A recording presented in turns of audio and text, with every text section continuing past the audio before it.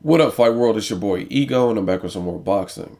Now, I just had a question for you guys, and I'll give you my thoughts. It's about boxer Steve Forbes, and no disrespect to Steve Forbes because he's definitely a veteran, and nothing's been given to him in the sport of boxing. But why is it that a lot of notable fighters, when they go to fight Mayweather, they bring in Steve Forbes to mimic Mayweather?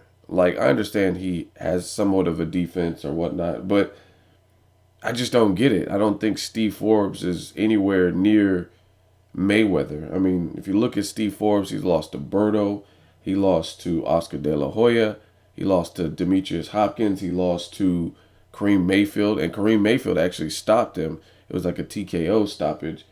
I can't even picture Mayweather losing to Kareem Mayfield, and that's my dude. You know what I mean? I'm from the Bay, and I represent the Bay. Kareem Mayfield's my dude, but I don't picture him stopping Floyd Mayweather, especially when you see the Thomas Delorme fight and see how a guy who, in my opinion, doesn't even really take a punch well and kind of faded towards a stretch did and looked pretty sharp against him. So, I mean, I don't picture Kareem Mayfield beating or stopping Floyd Mayweather either.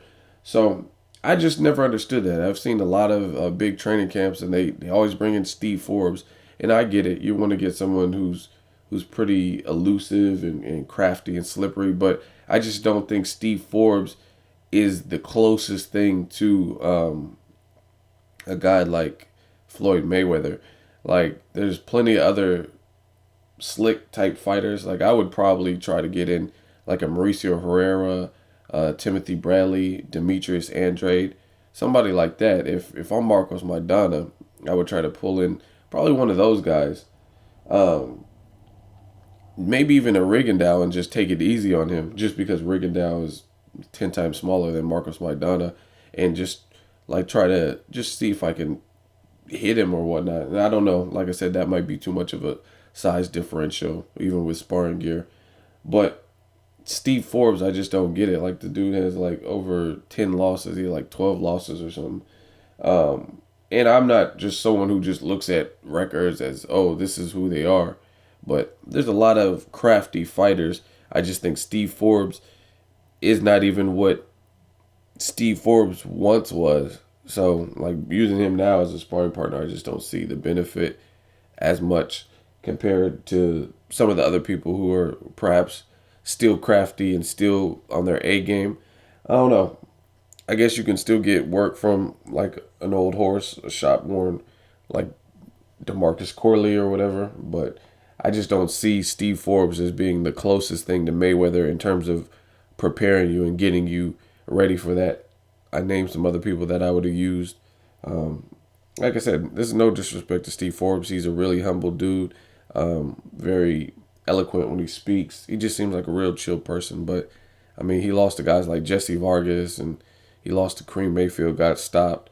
He lost his last 4 fights. I just don't see him being the end all be all. Like, truthfully, I would try to get into Terrence Crawford, somebody like that, somebody who's fresher and has looked good in recent memory that could pose those same problems that I feel Mayweather can. So Maidana fighting and sparring with Steve Forbes, I mean, what Steve Forbes is able to do is nowhere near, especially at this age, nowhere, I repeat, nowhere near Mayweather and how he's looked in his recent fights. But we'll see May 3rd.